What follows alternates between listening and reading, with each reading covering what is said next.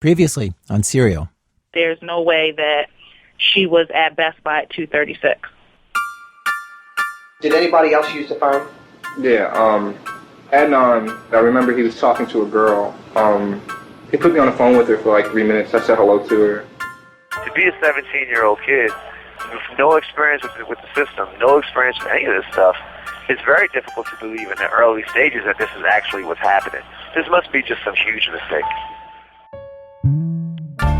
This is a Global Tel Link prepaid call from Adnan Sayed, an inmate at a Maryland Correctional Facility. This call will be recorded and monitored.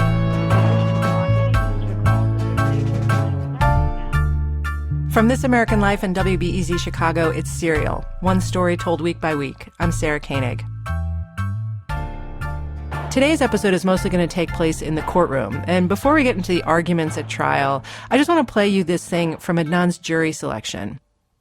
I used to be a reporter for the Baltimore Sun, and I covered some trials.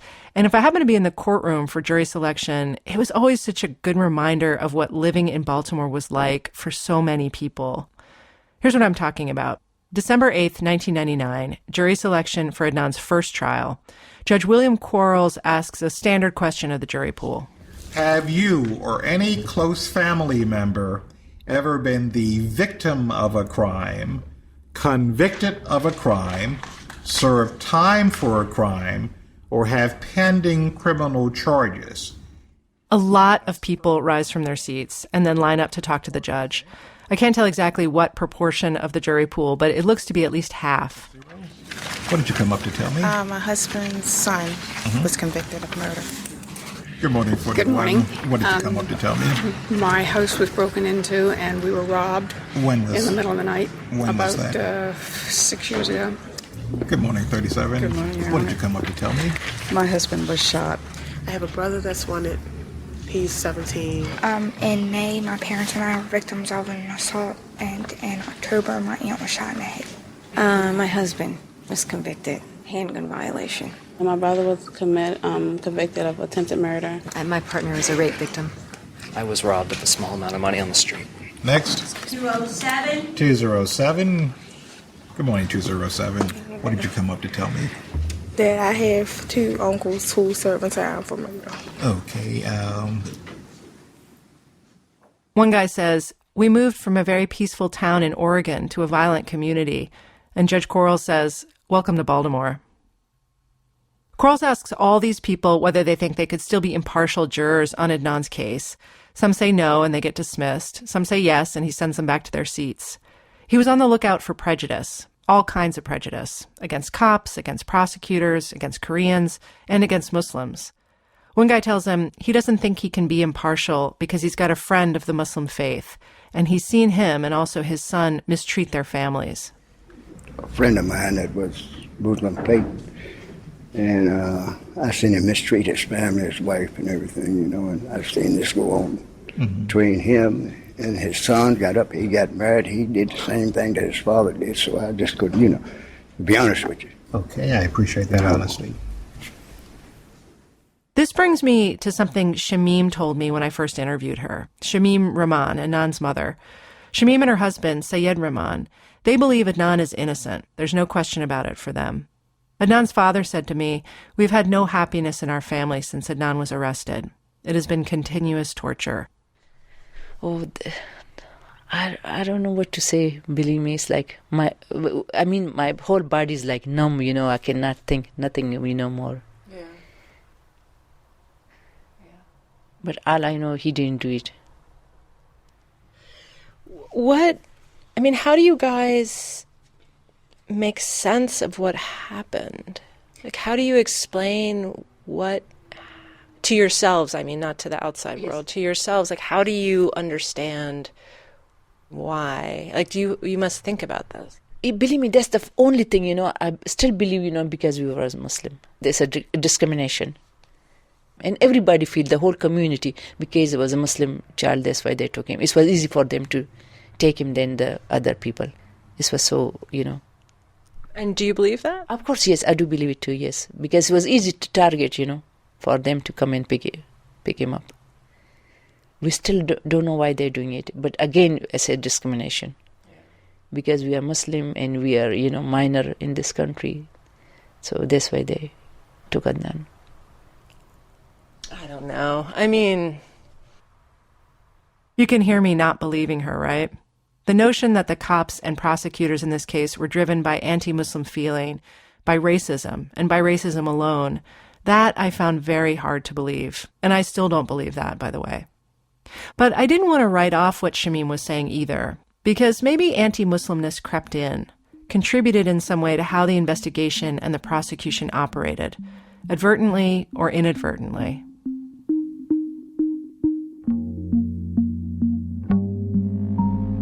Shamim said she hadn't personally felt discrimination just out in the world in Baltimore before the trial, and she didn't feel it after, not even after 9/11. But at a hearing on Adnan's bail status on March 31st, 1999, she felt it. The courthouse that day was packed with people from Adnan's mosque, the Islamic Society of Baltimore. They'd raised tens of thousands of dollars for his defense. They offered to put up their own houses and other properties to secure his bail. Adnan's attorneys during the bail phase of his case were two guys named Chris Flohr and Doug Colbert. The family would hire Christina Gutierrez soon after for trial. Chris Flohr remembers the busloads of people who came to Adnan's bail proceedings, filling the courtroom and the hallways. He said he'd never seen anything like it before or since. I remember almost every inch of the available standing space in the courthouse at the Wabash District Court where the bail review happened being full up with people.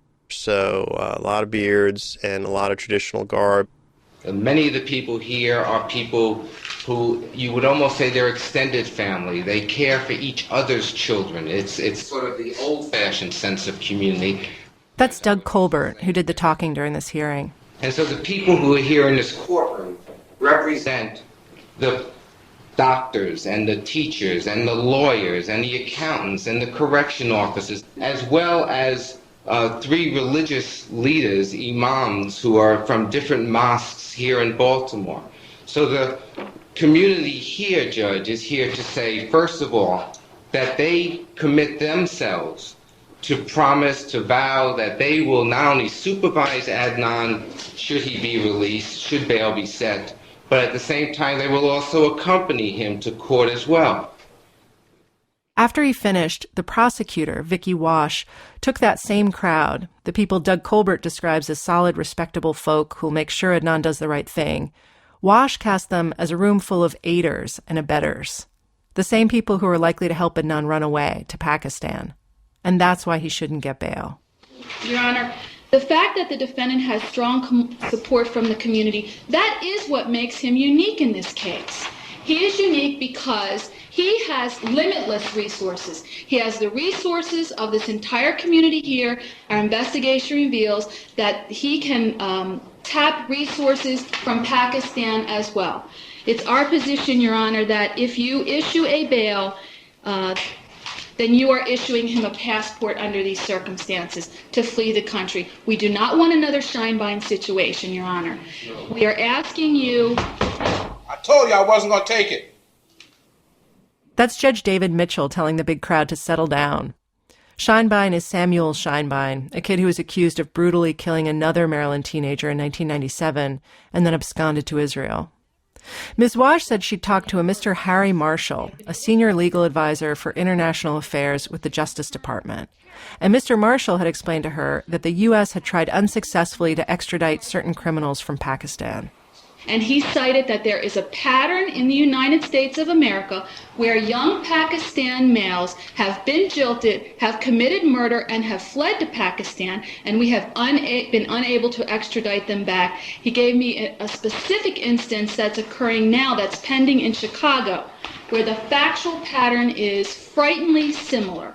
Again, it's a young Pakistan male who was jilted by his girlfriend who fled the country, and they have had no success, and he indicated it would be a dim situation indeed if the defendant would flee to Pakistan. We have information from our investigation that the defendant has an uncle in Pakistan, and he has indicated that he can make people disappear. That information about the badass uncle? I think they got that from Adnan's science teacher. I'm not kidding. The cops talked to this teacher on March 24th, and in their notes it says the teacher, Mr. Nicholson, had had Adnan as a student the year before. The word brooding is in there. Then it says, suspect, quote, had an uncle in Pakistan who could make people disappear, unquote. Under that it says, they drained blood from cow at the mosque one day. He was pumped. So that odd tidbit from Mr. Nicholson ends up as an argument at Adnan's bail hearing. I couldn't find any other source for it in the detectives' or state's attorney's files I looked at. Adnan's attorney made a stab at fact-checking Wash's information. One thing led to another, and 3 weeks after that hearing, Ms. Wash writes a letter to Judge Mitchell, apologizing if she misled the court. She said she'd misconstrued information from Mr. Harry Marshall of the Justice Department. She talked to him again, and he made it clear that there was not a pattern of young Pakistani men committing murder after they'd been jilted and then running off to Pakistan. And that other case she'd mentioned, the frighteningly similar one out of Chicago, quote, that case parallels Syed's case only that it involves a Pakistani male charged with murder where the victim was known to the defendant, Wash wrote. Even in her apology, there's an error. Adnan is not Pakistani. He's American with Pakistani heritage. And maybe this seems like I'm parsing. I don't mean to. I'm only pointing all this out because to me, it shows how easy it is to stir stereotypes in with facts, all of which then gets baked into a story. Something like, those Muslim men, they can't control their pride, their passions, they kill their lovers and flee the consequences with the full support of their families and communities. That's what shocked Shamim. Obviously, the state never said, and was careful not to say, Adnan did this because he's a Muslim. But they did skirt this idea a few times at trial. They wanted to show that this wasn't a normal high school romance, that this young couple was under an unusual amount of scrutiny and pressure from their families. And because Adnan's culture forbid the very thing he wanted, that's why he reacted the way he did to the breakup. They had various witnesses talking about what happened at the homecoming dance or how the relationship was secret. Prosecutor Casey Murphy tells the jury the crime was not about love, it was about pride.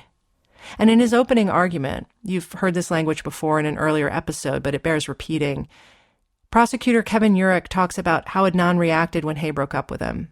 Quote, he became enraged. He felt betrayed that his honor had been besmirched, and he became very angry, and he set out to kill Hay-Min Lee. Besmirched. That's not a word Urich used by accident. It's not a word you usually hear applied to a 17-year-old kid at Woodlawn High School. It's a word from the old country, where honor killings come from. And this word honor, it comes up a lot too. For instance, one day I was looking through a huge set of documents from the detective's investigation, and I came upon a confidential report.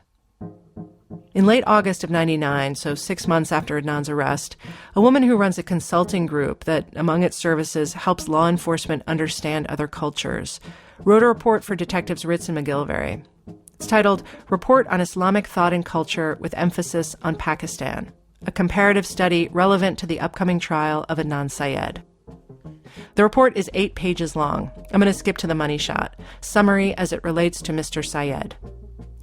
Quote, for her to have another man dishonored both Adnan Syed and his belief structure. It is acceptable for a Muslim man to control the actions of a woman by completely eliminating her, unquote. It goes on, within this harsh culture, he has not violated any code, he has defended his honor. And finally, for many ethnic Pakistanis, incidents like this are commonplace, and in Pakistan, this would not have been a crime, but probably a question of honor. I have no idea what the cops made of this report, whether they looked at it and thought, oh dear, and stuffed it in a file, never to be considered again, or whether they thought, interesting. But they were, at the very least, in regular communication with this consultant, especially during the early stages of the investigation. Finally, I noticed that Jay also gives a shout-out to Islam. It's during the second trial. He's testifying about what happened after he picked Adnan up at Best Buy as they're driving back to school. Jay says, quote, this is when we started to talk a little bit. I don't know. He said to me it kind of hurt him, but not really. And when someone treats him like that, they deserve to die. How can you treat somebody like that you're supposed to love? And then all-knowing is Allah. Urich asks him, did he explain what he meant by that? No, Jay says. It's a detail Jay mentions neither to the detectives in his taped statements nor during the first trial. So why now? Allah only knows. Reporting this story, I found plenty of examples of casual prejudice against Muslims. One of Adnan's teachers, for example, quote, think about what he would have been taught about women and women's rights. Another teacher I talked to told me she was terrified at the time that Adnan's relatives were going to come after her for talking to the detectives. She told me she assumed his parents were evil. On that website that lists all the bodies found in Leakin Park, the author's commentary about Heyman Lee's case is, quote, maybe my prejudice is showing through, but who in their right mind lets their daughter date a man named Adnan Masood Syed?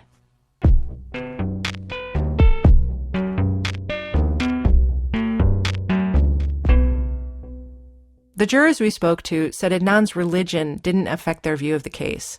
Lisa Flynn said maybe at first it interested her, but then she pretty quickly realized that more to the point, Adnan was a teenager in America doing American teenager things.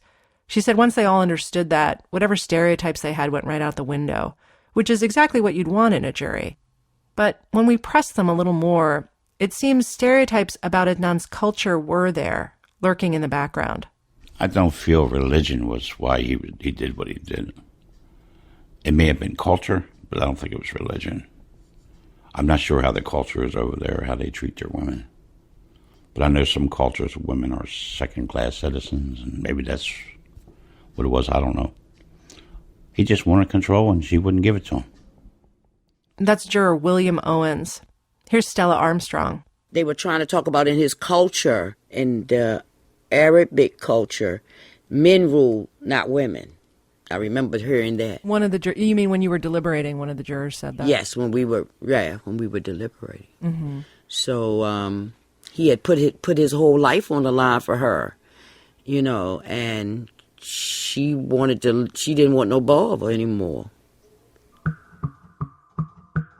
The first thing Christina Gutierrez, Adnan's trial lawyer, said in her opening statement about her client, this is in the first trial, was, quote, Adnan Masood Syed is an American citizen. He was born in this country, like most American citizens. She obviously knew, despite what happened at jury selection, that the jurors might be prone to anti-Muslim, anti-foreigner sentiment, which probably explains why she spent what seemed to me a nutty amount of time during her opening talking about what an immigrant is, what a mosque is, what Pakistan is, quote, a country formed in the Arab world in the tip of the landmass called Asia, unquote. She talks and talks about how Adnan was raised, about young romance. The judge interrupts her 4 times. How much longer will you be, Ms. Gutierrez? 5 minutes, Ms. Gutierrez. 1 minute, Ms. Gutierrez.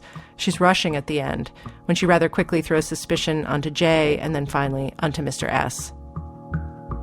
I know I've talked about Christina Gutierrez in earlier episodes, about whether she should have talked to Asia McClain or whether her style might have grated on jurors. But now I'm going to address this question head on. Did she blow it?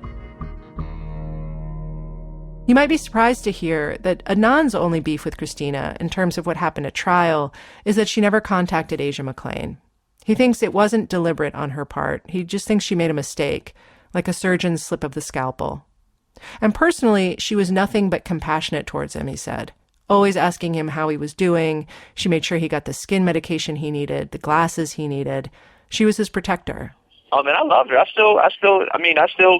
She was just, man, I just had like a great deal of affection for her, man. I just really felt like, you understand, she really, really had my back, and you understand. So, you trusted her that like she knew what she was doing. Oh, completely. I mean, completely. Honestly, I couldn't. No one could explain it. No one could understand it unless they're in that situation. The closest thing I could think of is if you combine a doctor, a nurse, a school teacher, a coach, and your parents. If you combine all that, then you may have an idea of how much I trusted Miss Gutierrez. Yeah. In that situation. Because your life is really in her hands. Literally. I mean, no, she never really mentioned what her plan would be. I never really knew what it would be. Christina died in January of 2004. So obviously I can't ask her what her strategy was for conjuring reasonable doubt. I have to go by what we've seen in her notes and in the courtroom. And based on all that, I can summarize her defense theory in 4 words. Someone else did it.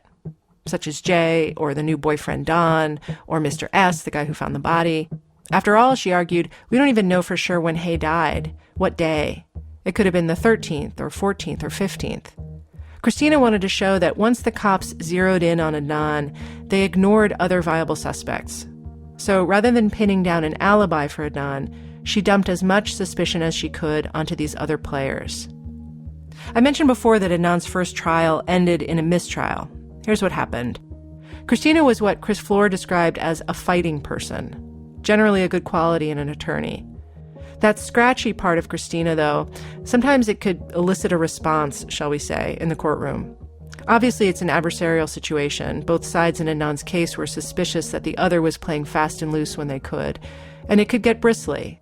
Here's prosecutor Casey Murphy during a bench conference at the first trial before Judge Quarles. Judge, I'm going to object to defense counsel calling my co-counsel an asshole at the trial table, as she did just a moment ago. I did not hear that. I wish I could complain to a judge every time someone called me an asshole. Anyway, Quarles says he knows Christina to be a, quote, pit bull on the pant leg of justice, unquote, but an otherwise courteous person, and how about everybody just behaves themselves, okay? But 5 days later, Quarles loses his patience with Christina. It's over something small. Kevin Urick asks if he can show Exhibit 31 to the jurors. It's the AT&T call records from Adnan's phone, showing calls from January 12th, 13th, and 14th. Christina says she hasn't seen it before. Urick says that's not true. She has. They'd already stipulated to the call record. She says, yeah, but I hadn't actually looked at it before. I haven't physically seen this exhibit. Quarles calls them up to the bench. Miss Gutierrez, he says, if you're going to stand there and lie to the jury about something that you agreed could come in, I'm not going to permit you to do that. Christina says, Judge, the fact that I agreed, but he cuts her off. That was a lie. You told a lie. I'm not going to permit you to do that. That's not a lie, Judge. I resent the implication. Christina starts getting heated now. Quarles says, please be quiet. Please be quiet. She says, it's very hard to be quiet when a court is accusing me of lying. I don't want to overdo it here, but it's possible that had this bench conference not happened, Adnan's whole life could have been different. That first trial, according to Adnan, to Christina's colleagues, to people who were watching it, seemed to be going well for Adnan's side. It was moving fast, and Jay seemed to be more on the defensive. And then this happened. And of course, jurors overheard it, despite the white noise they turn on during bench conferences to muffle the sound. After a break, Christina asks for a mistrial. Quarles says he's gotten a note from alternate number 4. In view of the fact that you've determined that Miss Gutierrez is a liar, will she be removed? Will we start over? Quarles says to Christina, your motion for mistrial is granted.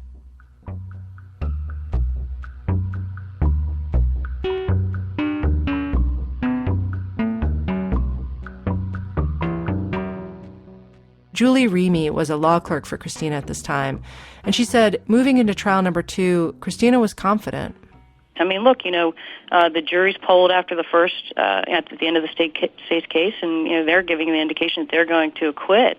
And then you turn around and, you try it in front of a different jury, and it comes out completely, the opposite. Wait, so you guys polled the jury after the mistrial? I wasn't part of it, but I know the jury was polled after the mistrial. By her? That was by her, and I believe, the law clerks. Okay. Maybe Mike was involved. I'm not sure. But the jury was polled, and it was at the end of the state's case. They interviewed the jurors, and they gave every indication that they were heading toward an acquittal. In fact, it wasn't quite at the end of the state's case. The AT&T expert hadn't testified about the cell tower technology, and Jen hadn't taken the stand either, which is significant. But it's true the jury had heard the bulk of the state's case. To have that information, you got to feel pretty good about that, as a defense attorney. I would expect, being a trial attorney myself, that you would kind of want to stay the course and, keep doing the same things and hope to get the same kind of result. But you just never know with these juries. True, different jury, but also different judge, slightly different arguments, different weather, for all we know, winds blowing slightly more this way or that. There are so many factors, including chance, which no one wants to think about in a first-degree murder case. But of course, luck is part of it too.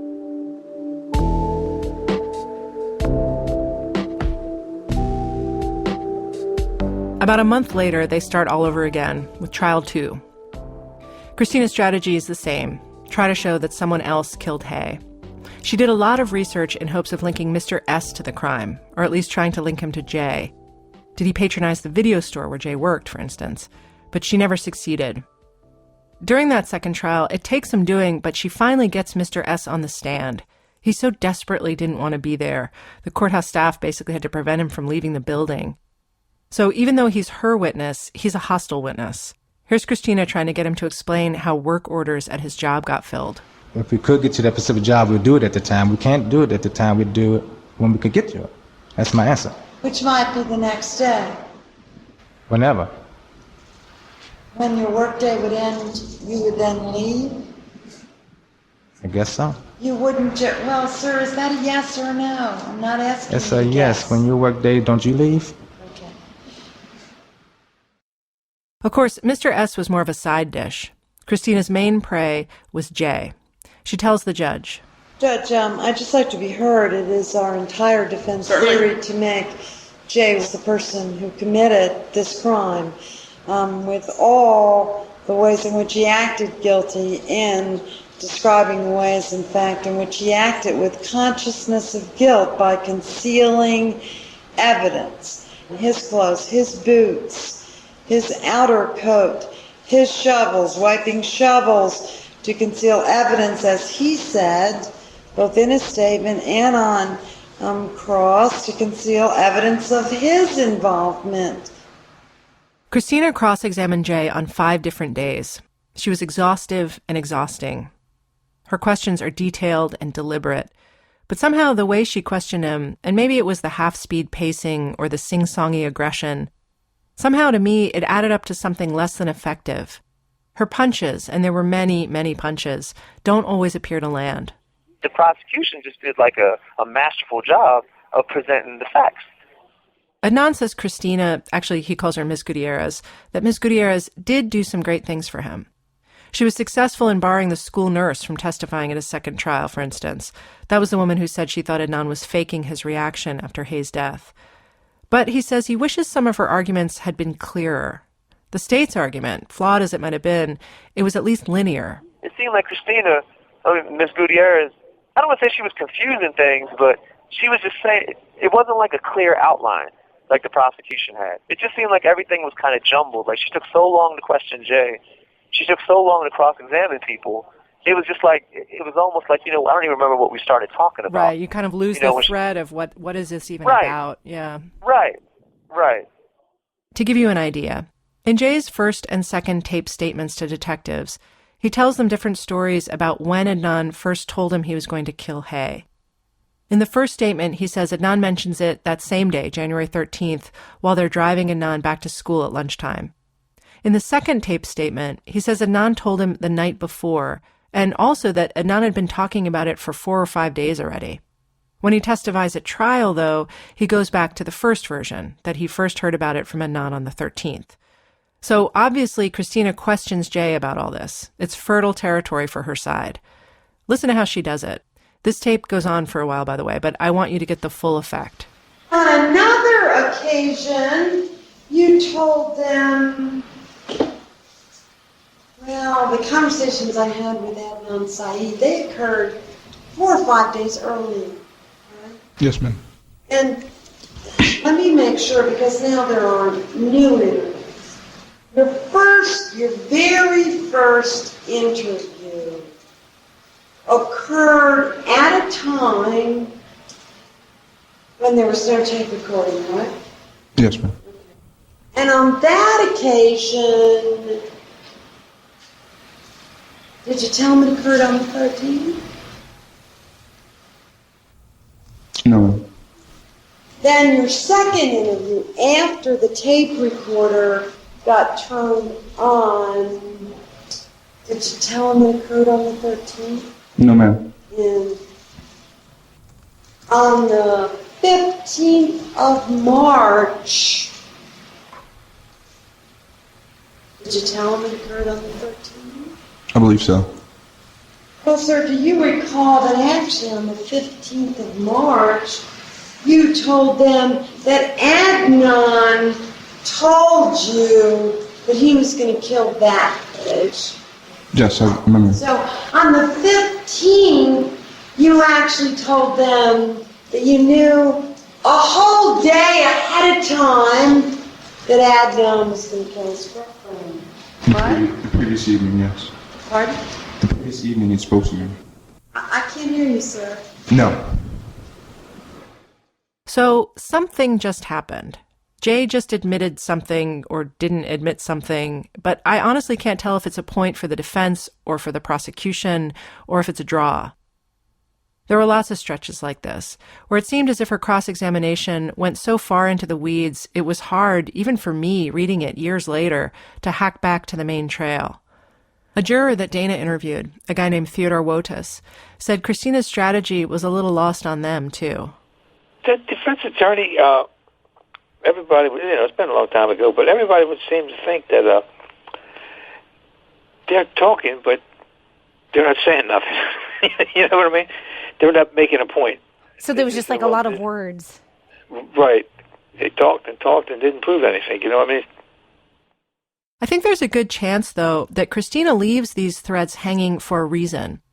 As another defense attorney explained to me, during cross-examination, you don't want to tie each point up in a bow in the moment.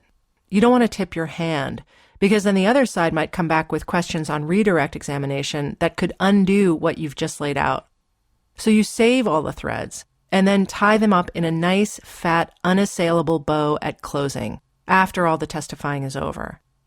And indeed, Christina does revisit Jay's testimony at her closing, the gist of which is, the detectives arrested Adnan because of what Jay told them, and what Jay told them wasn't true.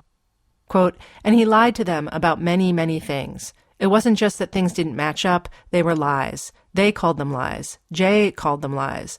On the 15th of March, on the 18th of March, on the 13th of April, every single time, lies, unquote.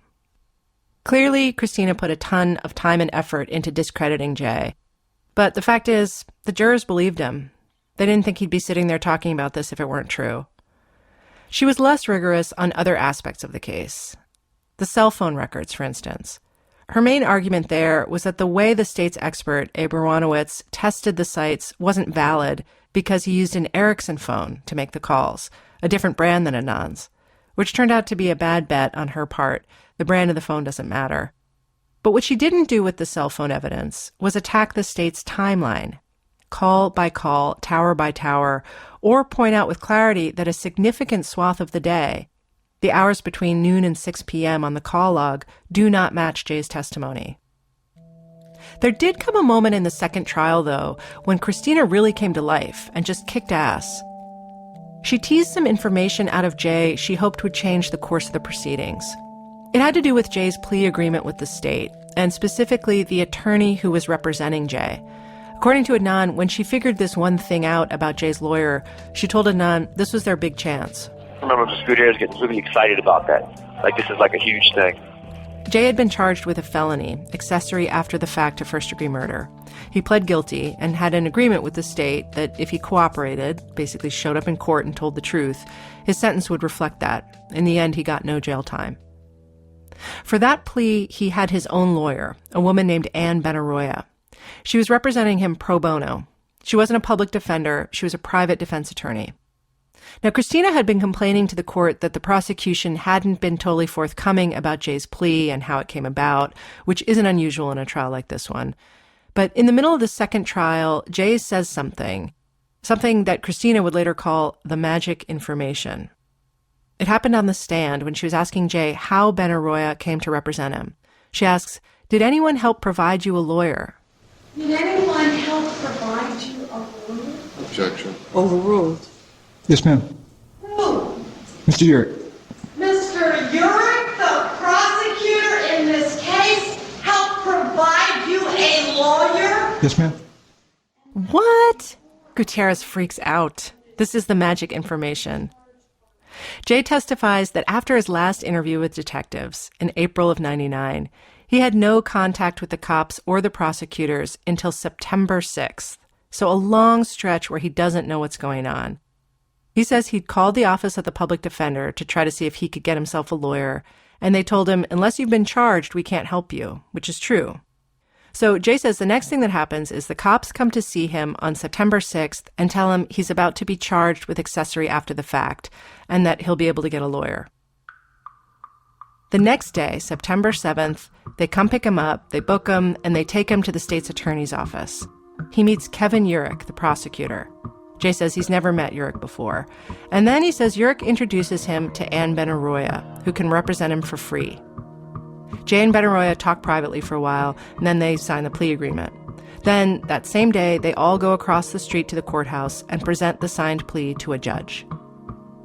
If you or a loved one is an attorney, your jaw is hanging open right now, correct? Prosecutors do not find attorneys for witnesses they are prosecuting. That is not a thing. A former prosecutor who worked in the Baltimore office at that time said she'd never heard of anything like that happening before. It sounded very strange to her. Hence, Gutierrez's freak out. There is no jurisdiction in America that affords a prosecutor the right to pick counsel for its witnesses. Nowhere! If Jay got a free lawyer thanks to the state, Christina argues, that's what's called a benefit. It's worth money. And it could look like Jay is being paid by the state for his testimony, or else maybe Jay felt beholden to the state for giving him this benefit, and therefore might lie to please them. And if it could look like that, she says, then the defense was entitled to know about it before this second trial or the first trial began. And here she was learning about it at this late date. That, she said, was a violation of the rules of discovery. She sounds so mad. The jury's not present for this ranting, by the way. But probably she was also giddy with gotcha excitement. She told the judge, this is so patently improper. To have a witness who has this benefit and may feel indebted in a way that may affect what he testifies to the man who provided him the lawyer, to the man who selected the lawyer. Once she'd bitten into this, Christina did not let go. She wanted to wrest from it everything she could. Maybe a mistrial, maybe some other relief. They spent hours on this issue over several days of the trial, sometimes in front of the jury, sometimes not. I called Benaroya about this to find out if it was true that Yurek sought her out and that the first time she met Jay was in Yurek's office on the same day they signed the plea agreement. She said, no, it could not have happened that way. Absolutely not. At trial, though, Yurek doesn't dispute it. And at Jay's sentencing in 2000, Benaroya says to the judge, quote, when Mr. Yurek first mentioned this case to me and asked me if I would consider speaking to Jay, unquote. The judge, Wanda Hurd, agreed with Christina that this arrangement looked fishy at best. She was not happy about it. But she also said, the witness in question, that is, Jay, he doesn't seem to be aware that it's messed up. He doesn't appear to think he's getting a benefit or being paid in some way for his testimony or that anything untoward went on. So it would seem his testimony isn't tainted by any of this, and that's the main thing. So A for effort, Judge Hurd tells Christina, but overruled. And that, more or less, was that.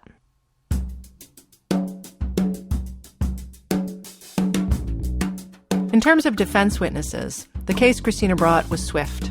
It took about 2.5 days for her to rest.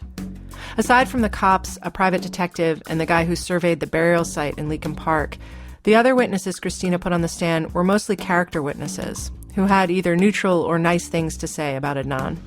Whatever his assignment, Adnan strives for excellence at all times. His teachers remark that he's a bright, conscientious, and hardworking student who approaches his studies with sobriety. That's Adnan's guidance counselor, Betty Stuckey, reading from a college recommendation she wrote for him, which, incidentally, she printed out for Adnan on January 13th, the same day Hay disappeared. She was the last defense witness at trial. He participated in building a solar vehicle that won 6th place in national competition in Topeka, Kansas last spring. Furthermore, he works diligently on projects sponsored by the National Honor Society.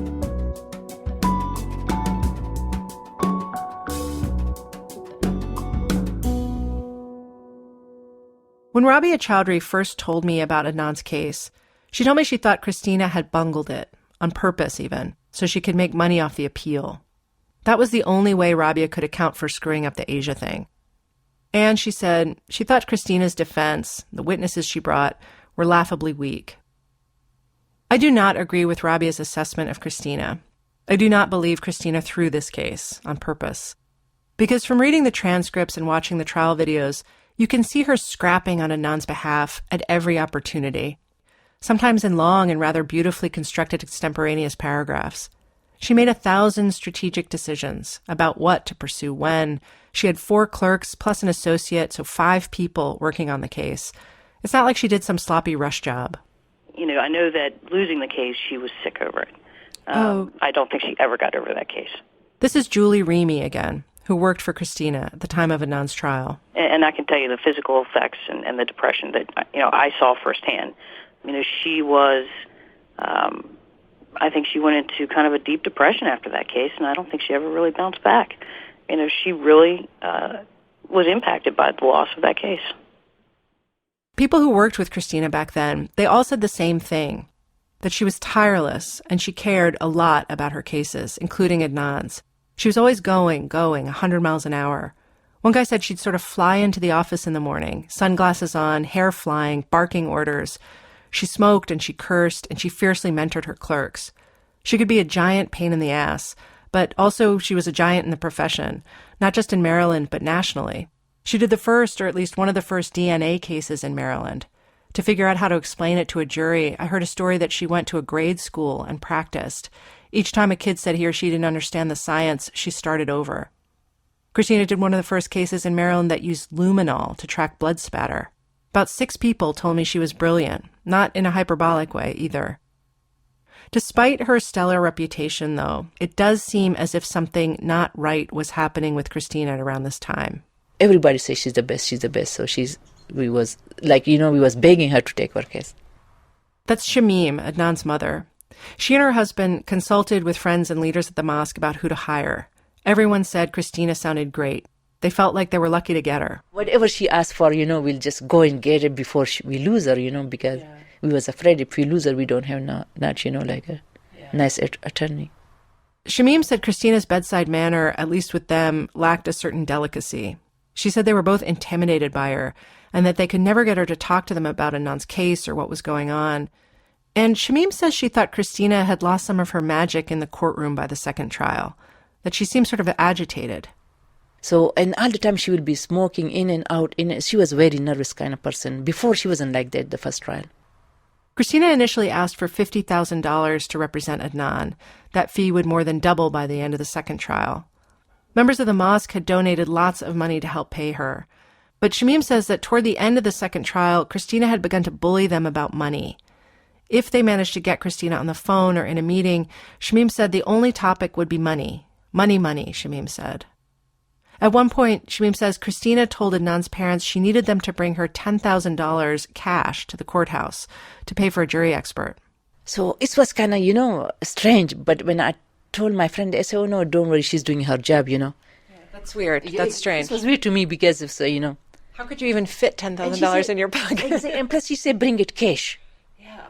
Imagine, usually they're supposed to take the check, but she said, no, bring it cash. Oh, wait a minute. Was that the only time that she asked you for cash? Asked for cash, yes. Yeah, she asked for cash. Weird. Yes.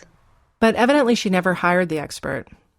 Shamim says there came another time toward the end when Christina insisted Adnan's parents owed her money and that she could take their house if they didn't pay up. They said they had paid her for everything. They were so scared they transferred their house into their oldest son's name. I bring all this up because Adnan's parents were not the only ones who had dealings like this with Christina. I spoke to another couple, Ron and Sue Whitman, and to hear them tell it, on the heels of Adnan's conviction in early 2000, Christina began to go downhill pretty fast. The Whitmans hired Christina to defend their 15-year-old son in what might be the worst and saddest case I've ever heard. Their son, Zach, was accused and ultimately convicted of killing their younger son, Greg, who was 13. It's just a terrible, gruesome, confounding case. And so the parents, I can't even begin to imagine. But anyway, they seek out Christina because she's been recommended to them, and they'd read about her defense work in the paper. And at first she was great, they said. She successfully argued a couple of important pretrial motions. Ron Whitman said she was magnificent in the courtroom. But then as time went on, things started to get weird. This was around the same time she was working on Adnan's case. She'd be late, really late, filing briefs with the court. The Whitmans' case was in Pennsylvania. They live right on the border with Maryland. So that meant the briefs had to be filed in the courthouse in Harrisburg. They'd check in for weeks in advance with Christina, they said, asking, how's it going? When can we review the brief? No brief. Day of, even. No brief. Twice, Ron had to go wait for the brief in person at Christina's office in Baltimore and then race the 80 miles to Harrisburg, meeting up with Sue along I-83 so they could get it stamped by 4:30 p.m. at the court. Ron said one of them would have to run in while the other waited. They didn't even have time to park the car.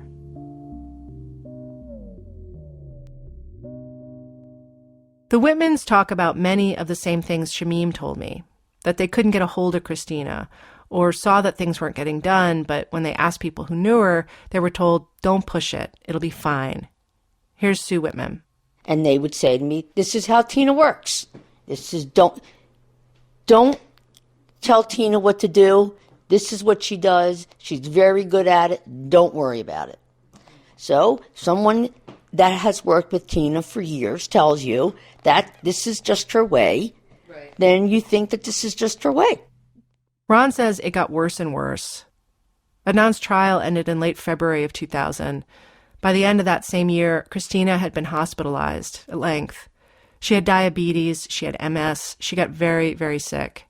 Her law clerks told me they'd bring files to her in the hospital. One of them told me Christina would sneak cigarettes in the bathroom. In other words, she was still at it. And maybe she shouldn't have been. Ron Whitman says it should have been clear to everyone around her that Christina couldn't keep up with her cases, but no one cried uncle. Ultimately, in January of 2001, if I have my years correct, we had a brief due at the Supreme Court of the United States in 10 days.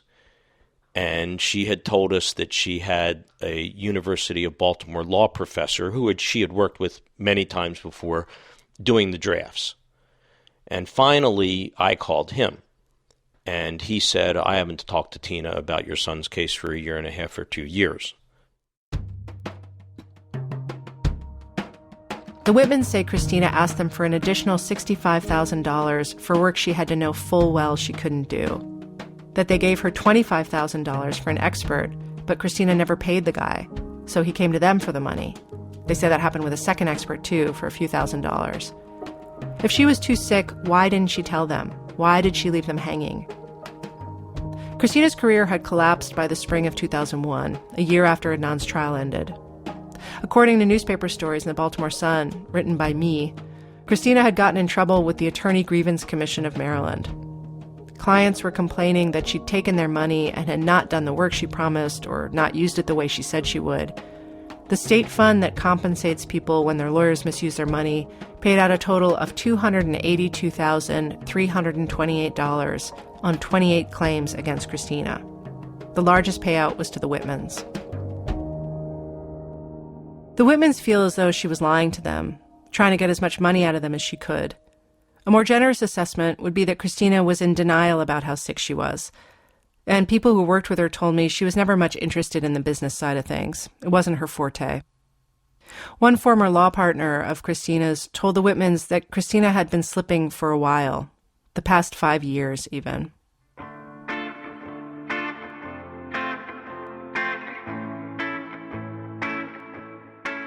There have been a lot of news stories this week that Adnan's gotten an appeal. That's not quite true. He had an initial appeal, which was denied, and he had a hearing for post-conviction relief, also denied. But he appealed that denial to a higher court, the Maryland Court of Special Appeals. And recently that court ordered the state to respond to one aspect of Adnan's petition by January 14th. So it is still alive by a thread. Adnan's petition is based on a claim of ineffective assistance of counsel, meaning Christina Gutierrez screwed up. The brunt of the claim is about Asia McClain, that she might have provided an alibi for Adnan at trial if Christina had talked to her. But the part of the petition that the higher court wants the state to answer is actually about a different complaint. Namely, that Adnan had asked Christina to seek a plea deal. Twice he'd asked, and Christina never did it. The prosecutors in Adnan's case said they never made an offer, but Christina also didn't seek one, even though Adnan says he asked her to, once before his first trial and once before the second. When I first read his petition, I told Adnan that I found it hard to believe he'd asked for a deal. He's been so unshakable for 15 years that he's innocent, that he had nothing to do with Hayes' death. And it also seemed to me as if he trusted back then that the system would sort all this out and he'd go home. But Adnan told me there were times when he was really scared. He was trying to be brave for his family, but then he'd hear stories or watch guys he knew get 50-year, 70-year life sentences, and it would hit him. I could be in prison for the rest of my life. I think it's so difficult to understand these things, not ever having been in that situation. It's like I would always think before I ever came to jail that a person only would plead guilty to something because they did it. No way would a person ever plead guilty to something. Once you come into like this whole system, one thing that you really learn is that no one really beats cases. And when it comes to like first-degree murder cases, it's almost impossible. I can think in all the years I've been in prison, I could probably think of a handful of people who ever beat a first-degree murder case, simply because, the odds are just so stacked against you. So there are people that, like, I've met and I've known, and I'm so jealous of them, and, not in a bad way, in a good way, because when we were over the city jail, their lawyer advised them, look, man, you should take a deal, life suspended for 30 years, life suspended for 20 years, whether you did it or not. Because the way the elements of the case are, you don't have like a strong alibi. You have someone come into court saying that you did it, whether you did it or not. You're going to go in front of a jury and 12 people are going to convict you because they have never sat in your shoes before. So it's really a choice of you having a life sentence versus a choice of you having, life. Because now I still communicate with some of these guys. They're actually getting ready to go home, 15, 16 years later. Adnan says when he's seen younger guys come in on parole violations or for whatever reason, he tells them, take the deal. Regardless of whether you did it, take the deal. Because Adnan has maintained his innocence, he's got no hope of getting out, or very little hope. That's how the system works. He understands that now.